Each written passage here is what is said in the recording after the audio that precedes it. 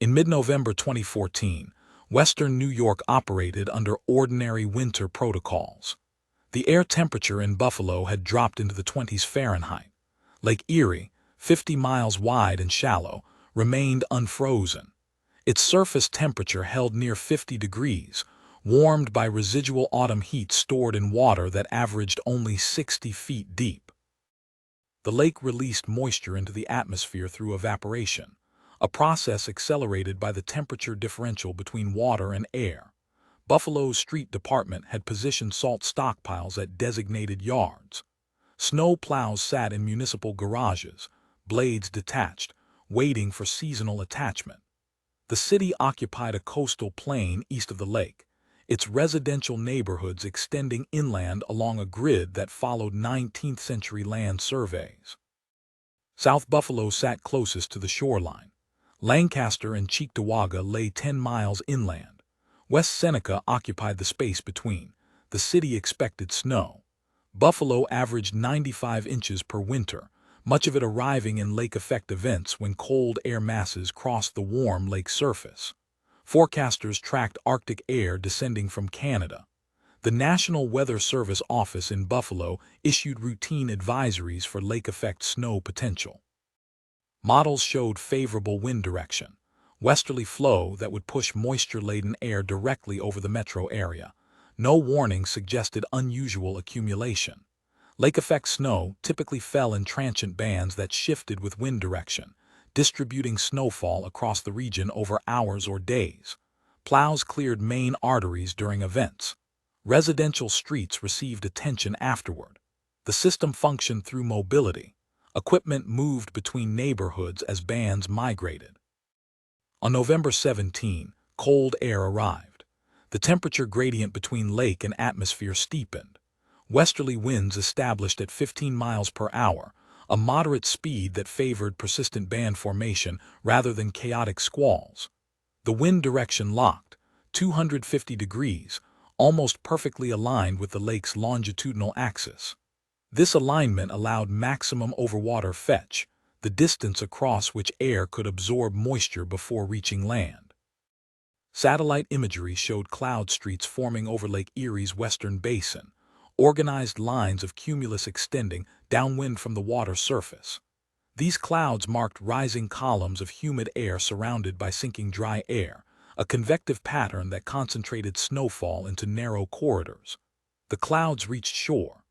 Snow began falling in Buffalo at evening rush hour on November 17. Initial accumulation appeared normal. Plows deployed to main routes. Weather stations recorded 1 to 2 inches per hour, rates common in lake effect events. Visibility dropped to a quarter mile within the heaviest bands. Outside the bands, stars remained visible. The contrast seemed unremarkable. Lake effect snow always fell unevenly, but the wind direction did not change. Through the night of November 17 through the following day, through November 19, the westerly flow continued. The band position stabilized. Snow fell on the same streets, the same neighborhoods, the same 5-mile-wide corridor for 60 consecutive hours. The accumulation became vertical. Lake effect snow results from heat and moisture transfer between a warm water body and cold overlying air. The process requires specific conditions: water temperature at least 13 degrees Fahrenheit warmer than the air at 5,000 feet altitude, sufficient overwater distance for the air mass to absorb moisture, and atmospheric instability that allows rising air columns to form. Lake Erie provided ideal conditions in November 2014. Its shallow depth allowed rapid autumn warming, storing solar energy through September and October. The lake's thermal mass resisted cooling even as air temperatures dropped. By mid-November, the lake's surface remained near 50 degrees while air temperatures at ground level reached the low 20s. At 5,000 feet, where the cloud-forming layer began, temperatures had dropped to near 0 Fahrenheit. This created a 50-degree temperature difference through the lower atmosphere, far exceeding the threshold for lake effect development. As Arctic air crossed the lake from west to east, the lowest layer warmed through direct contact with water. Water molecules evaporated into the air, increasing humidity. The warmed, moistened air became less dense than the air above it. Buoyancy drove upward motion. Rising air cooled as atmospheric pressure decreased with altitude. At approximately 3,000 feet, the air reached its dew point temperature. Water vapor condensed into cloud droplets. Condensation released latent heat, the energy originally required to evaporate water from the lake's surface. This heat release warmed the rising air further, accelerating upward motion and drawing more humid air from below. The process became self-reinforcing. Evaporation fed rising columns. Rising columns condensed moisture and released heat. Heat release intensified rising motion. A convective circulation established. Cloud droplets grew through collision and coalescence. Ice crystals formed at temperatures below freezing. Crystals grew by collecting supercooled water droplets, a process called riming. When crystals became heavy enough, they fell. Air temperature from cloud base to ground remained below freezing. Snow reached the surface without melting. The organized nature of the snowfall resulted from wind shear and atmospheric structure. Westerly winds at the surface differed slightly from winds aloft, creating horizontal rotation in the atmosphere. This rotation organized convection into parallel rolls aligned with the mean wind direction. Rising air concentrated in narrow bands. Sinking air, dry and cloudless, separated the bands. The result: intense snowfall in corridors 2 to 5 miles wide, flanked by clear or lightly snowing areas. Lake Erie's orientation reinforced the pattern. The lake extends 241 miles from southwest to northeast, with an average width of 57 miles. Westerly winds on November 17-19 aligned nearly parallel to the lake's length, maximizing fetch.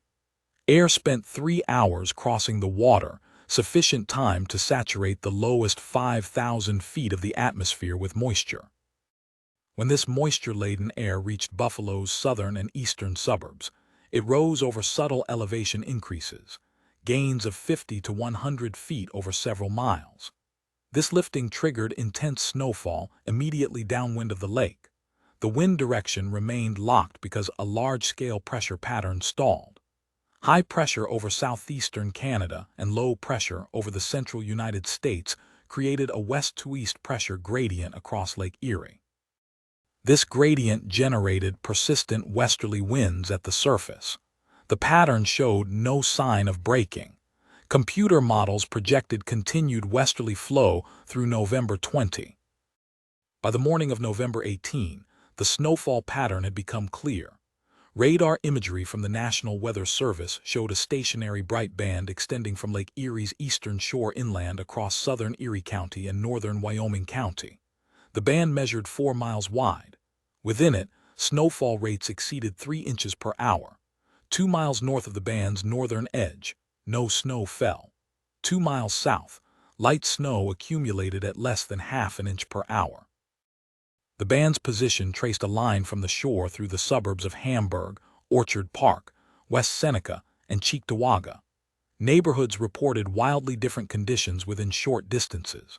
In West Seneca, streets south of Ridge Road accumulated 4 feet of snow by midday November 18. Streets north of Ridge Road, 2 miles away, showed 6 inches. Residents described driving northward out of impassable snow into clear pavement within minutes. The snow fell as heavy, wet flakes.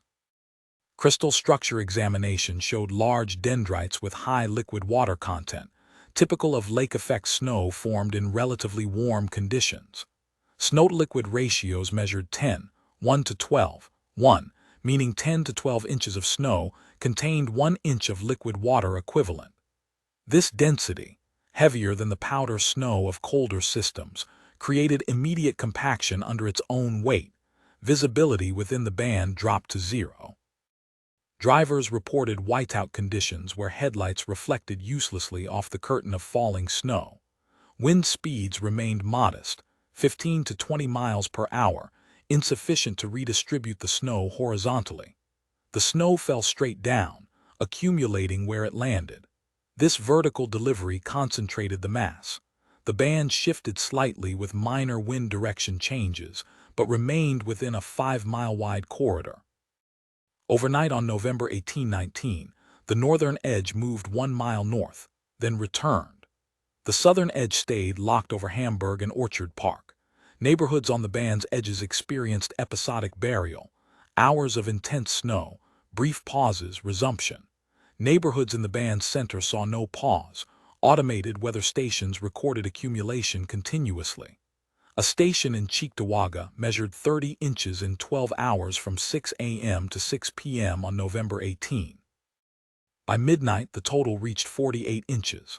A station in Lancaster, 8 miles north, recorded 4 inches over the same period. The spatial gradient exceeded 5 inches per mile. Observers noted the abruptness of the transition. Photographs taken along the band's northern edge showed snow depth changing from 2 feet to 8 inches across a residential yard. Roofs half covered. Driveways where one car sat buried and another, 10 feet away, barely dusted. The band's edge functioned as a binary threshold. Inside meant burial, outside meant inconvenience. The snowfall continued through November 19 with no decrease in intensity. The lake's heat content had barely diminished.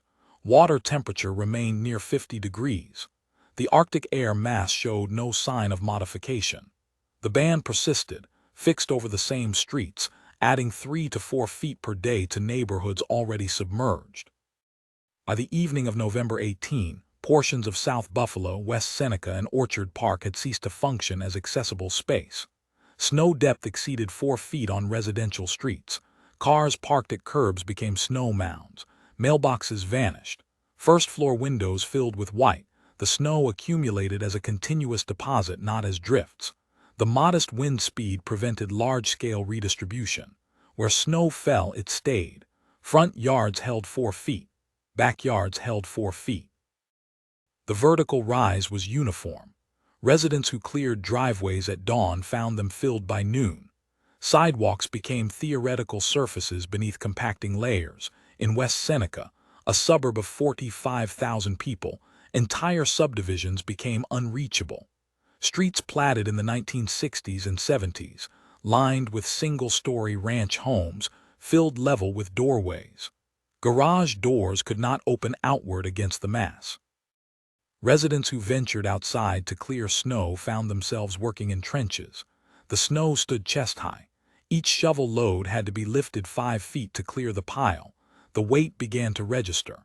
4 feet of snow at 12:1 ratio represented 4 inches of liquid water. This translated to approximately 20 pounds per square foot. Roofs designed to code carried this load, but the snow continued falling.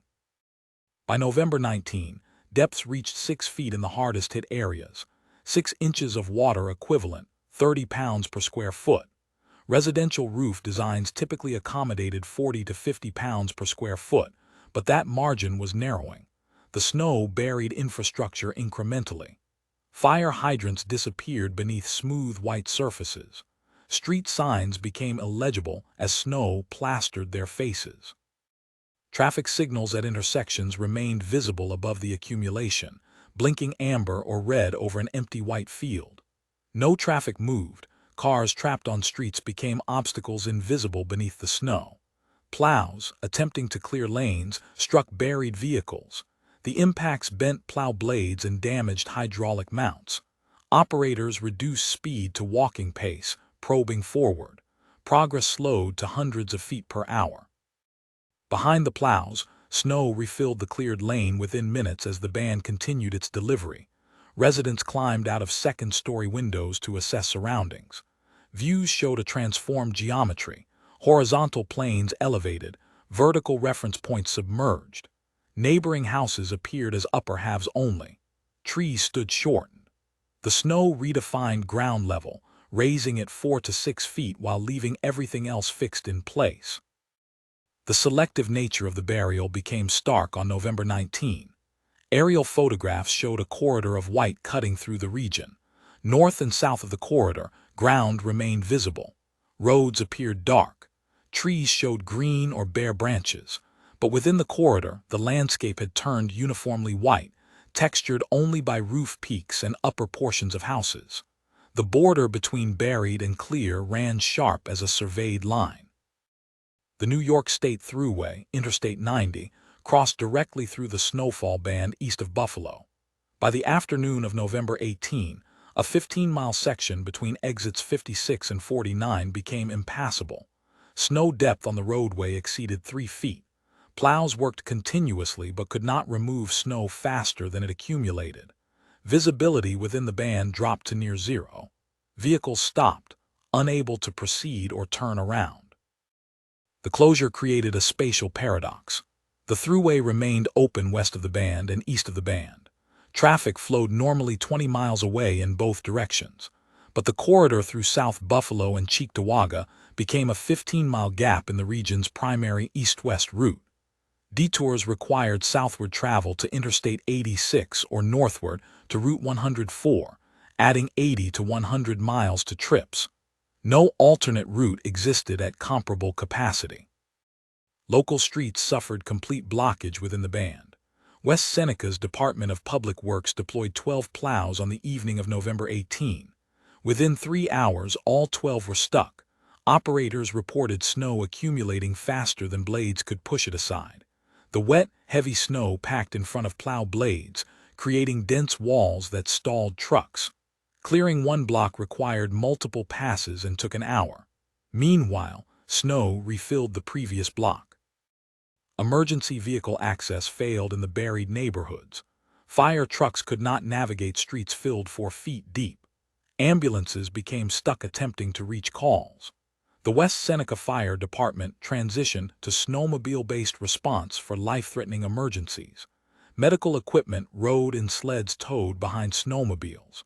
Response times increased from minutes to tens of minutes, then to hours as call volume exceeded snowmobile availability. The spatial mismatch created coordination failure. Resources staged north of the band, plows, emergency vehicles, utility crews, could not reach the affected area. Resources staged south faced the same barrier. The buried corridor functioned as a temporary void in the transportation network, reachable only from its interior. Buffalo Niagara International Airport, located north of the band, remained operational. Runways were cleared, flights departed and arrived. Passengers landed, rented cars, and drove toward destinations in South Buffalo or Orchard Park. Within miles, they encountered impassable roads. The airport's functionality contrasted with the paralysis 10 miles south. School districts within the band canceled classes. Districts outside the band operated normally. The result: some students had no school while others attended, the dividing line running through adjacent towns. Bus routes became impossible to complete where they crossed the band. Drivers reported streets they had traveled that morning filled and impassable by afternoon. Delivery trucks attempting to service the region faced binary outcomes. Routes north of the band completed normally. Routes within the band ended in abandonment. Drivers left trucks on roadways and walked out. The trucks remained buried until the snow melted weeks later. Food deliveries ceased to grocery stores in West Seneca. Shelves emptied as resupply became impossible. The National Guard deployed on November 19, but staging proved difficult. Equipment from Buffalo could not move south. Equipment from southern staging areas could not move north. The Guard transported personnel via helicopter to a cleared parking lot in Orchard Park, then distributed them on foot and snowmobile. The scale of the need exceeded the capacity of the response. Snow removal in lake effect events typically functions as a chase. Plows follow the band as it migrates, clearing streets after the heaviest snow moves elsewhere. The November 2014 event removed that option. The band did not migrate. It sat fixed, delivering snow to the same locations continuously. Erie County's Highway Department operated 80 plows. 40 were assigned to the affected corridor by November 19. Each plow cleared approximately 1 lane mile per hour under the conditions, 3 to 4 feet of wet, heavy snow, refilling immediately. Working 12-hour shifts, a single plow could clear 12 lane miles. But the affected area contained over 500 lane miles of public road. The arithmetic did not close. Plows worked in tandem, 2 or 3 abreast, to push snow off roadways into yards and parking lots. The snow had nowhere else to go. Snowbanks along cleared streets rose 8 feet high, narrowing usable road width to a single lane. Intersections became canyons with walls of snow blocking sight lines. Plows carved paths through a landscape that grew taller hourly. The snow's density created mechanical problems. Plow blades designed for 6 to 12-inch accumulations could not lift or push 4 feet at once. Drivers lowered blades to scrape at the compacted base layer, then raised them to push the upper layers. Each pass removed 6 inches. 8 passes were required to reach pavement. By the time 8 passes were complete, new snow had filled the cleared lane. Operators described the work as futile. Streets cleared at dawn were impassable by noon. Highways opened briefly, then closed as snow refilled them. The effort could not get ahead of the delivery. The snow fell at 3 inches per hour. Clearing took longer than that. The deficit grew. Private contractors supplemented public equipment. Construction companies brought front-end loaders. Landscaping firms deployed skid steers. Loaders could move larger volumes than plows, scooping snow and carrying it to dump sites. But dump sites filled. Parking lots designated for snow storage reached capacity. Loads had to be trucked farther to parks and undeveloped land. Transport time reduced the effective clearing rate. Residents clearing their own driveways faced the same math. A driveway 20 feet long and 10 feet wide, covered with 4 feet of snow, contained 800 cubic feet of snow. At 10 cubic feet per shovel load, this meant 80 loads. Each load had to be carried to the edge of the property and thrown over a snowbank already 5 feet high. The work took hours. By the time it was complete, 6 inches had refallen. The process started again. Snowblowers, common tools in Buffalo, could not handle the depth or density. Machines designed for 12 inches of powder choked on 4 feet of wet snow. Augers jammed. Engines overheated. Machines sat abandoned in half-cleared driveways. Some residents gave up. They stopped clearing. They accepted burial. Front doors became unusable. Entry and exit shifted to back doors or windows. The neighborhood settled into a static state.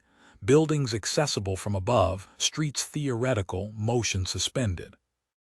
The snow continued through November 20. The clearing effort, despite hundreds of pieces of equipment and thousands of person-hours, lost ground. The snow won by attrition. Roofs in western New York are built to carry snow. Building codes, informed by historical data, require residential roofs to support a minimum of 50 pounds per square foot.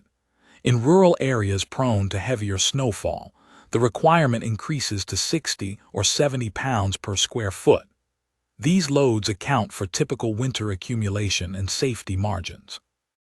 The November 2014 event exceeded typical conditions through duration rather than rate. By November 20, snow depth in the hardest-hit areas reached 7 feet.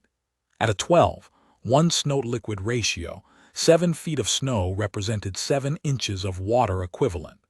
This translated to approximately 35 pounds per square foot, still within design limits, but consuming most of the safety margin. The snow compacted under its own weight. Lower layers compressed by upper layers densified. Density increased from 6 pounds per cubic foot for fresh snow to 10 pounds per cubic foot for settled snow. The same depth now carried more mass. 7 feet at increased density approached 45 pounds per square foot. Margins narrowed further.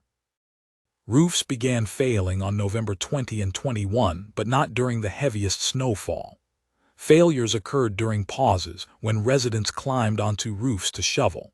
The added weight of a person, 150 to 200 pounds, concentrated on a small area, exceeded local capacity and triggered collapse. A commercial building in Cheektowaga, a single-story warehouse with a flat roof, collapsed on the afternoon of November 20. The roof carried an estimated 50 pounds per square foot of snow. No one was inside. The collapse was discovered when a wall buckled outward, visible from the street. The roof had pancaked onto the interior, crushing inventory and equipment. Residential failures followed. A garage in West Seneca collapsed under its snow load on November 21. The structure was detached, unoccupied. The roof folded inward, taking the walls with it.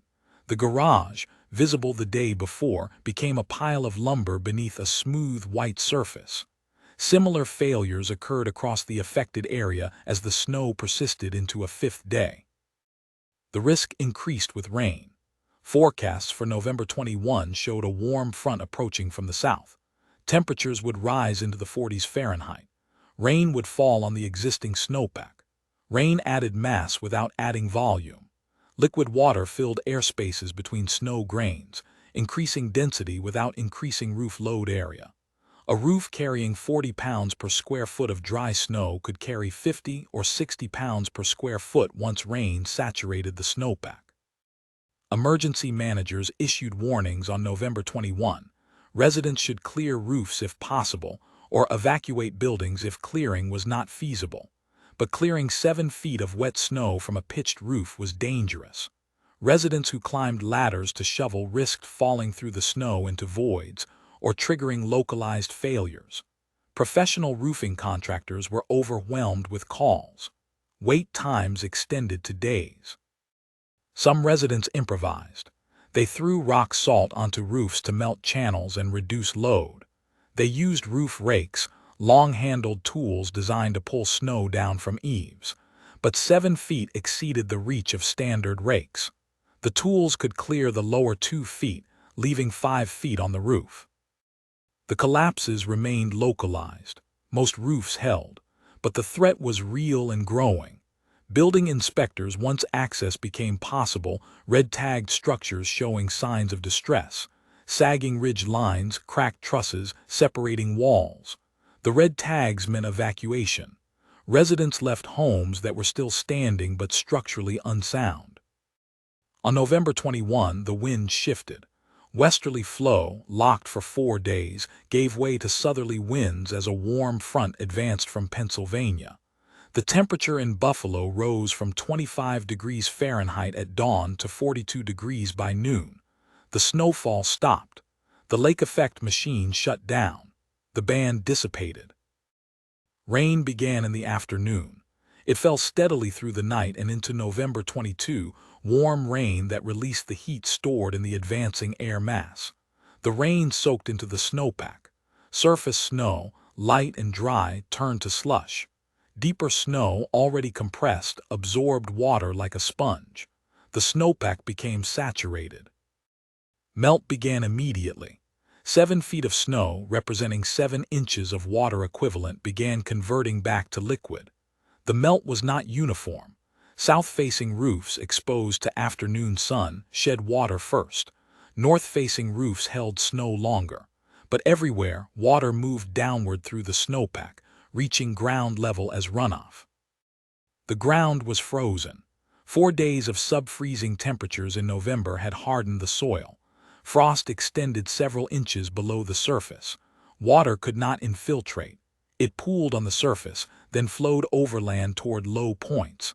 Storm drains, buried under feet of snow, could not accept the flow. Water accumulated in streets, yards, and basements. Flooding began in the same neighborhoods that had been buried.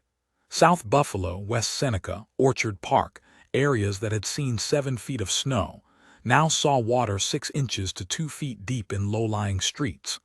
The water was cold, near 32 degrees, a mix of melt and rain. It flowed slowly, channeled by snow walls that lined the streets. Basements flooded as water found entry through foundation cracks and window wells. Sump pumps ran continuously, but many were overwhelmed by volume. Residents bylaid water with buckets. Some basements filled to ceiling level, submerging furnaces and water heaters. Heating systems failed. Electrical panels shorted. The flooding caused damage that snow alone had not. The rapid transition from burial to flood within 48 hours caught infrastructure unprepared. Snowmelt protocols assume gradual spring melt over weeks. November melt happened in days. The stormwater system, designed for rainfall, could not handle the sudden influx of melt from a multi-foot snowpack. The water moved too fast, in too large a volume for controlled drainage. Creeks and streams swelled. Cazenovia Creek, which drains much of South Buffalo and West Seneca, rose 6 feet above normal levels. The creek overtopped banks in several locations. Floodwater spread into adjacent neighborhoods, compounding the melt flooding already occurring. The combined flood, melt, and creek overflow inundated areas that had been dry throughout the snow event. By November 23, most snow had melted in the affected corridor. Streets reappeared. Cars emerged from beneath white mounds, revealed as damaged or intact. The landscape looked bruised, brown where snow had been, puddled with standing water, littered with debris. Roofs that had held through the snow event now shed ice chunks and damaged shingles as water drained. The flood receded over November 24 and 25 as temperatures cooled and water found drainage paths, but the damage remained. Waterlogged homes, ruined basements, roads undermined by flowing water during melt. The snow was gone, but its consequences persisted as saturated ground and structural damage. The National Weather Service reviewed the event in December 2014. The storm was officially designated the November 2014 Lake Effect Snow Event, later nicknamed Snowvember. Measured accumulation peaked at 88 inches in Cowlsville, New York, south of Buffalo, over a 5-day period from November 1721. This exceeded any previous single lake effect event in the region's observational record. The review focused on forecast accuracy and warning effectiveness. The Weather Service had issued lake effect snow warnings prior to the event, but the warnings anticipated typical conditions: shifting bands, moderate accumulation, manageable response. No forecast predicted stationary band persistence or localized burial. The models did not capture the locking mechanism that would fix the band in place for days. Forecasters identified the wind direction stability as the key factor.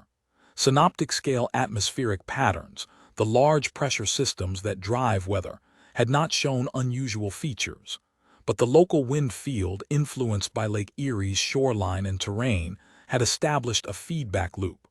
The wind pattern reinforced itself, resisting change, anchoring the band. The Weather Service adjusted its protocol.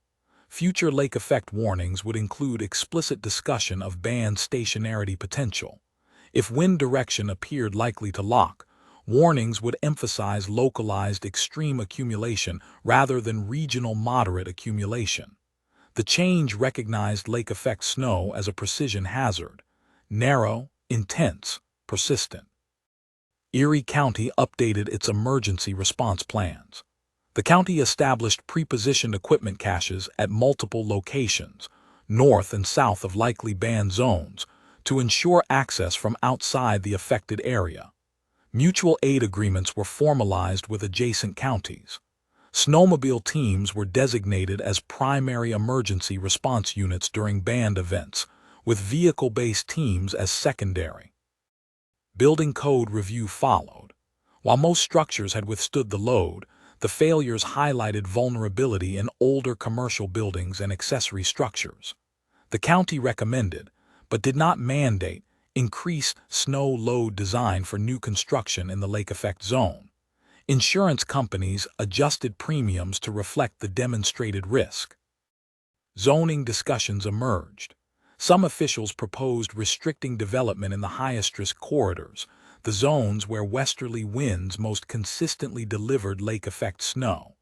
The proposals faced resistance from property owners and developers.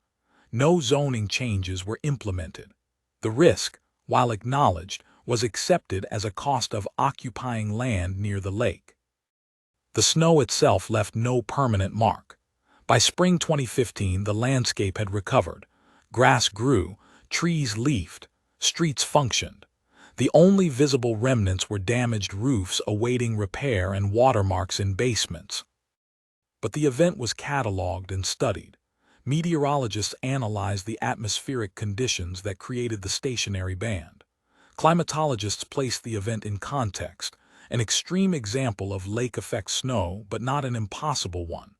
The conditions could recur. Warm lake, cold air, locked wind. The geometry remained unchanged. Lake Erie still sits west of Buffalo. The fetch is still 241 miles. Westerly winds still cross the water, absorb moisture, form bands. The city still occupies the downwind shore.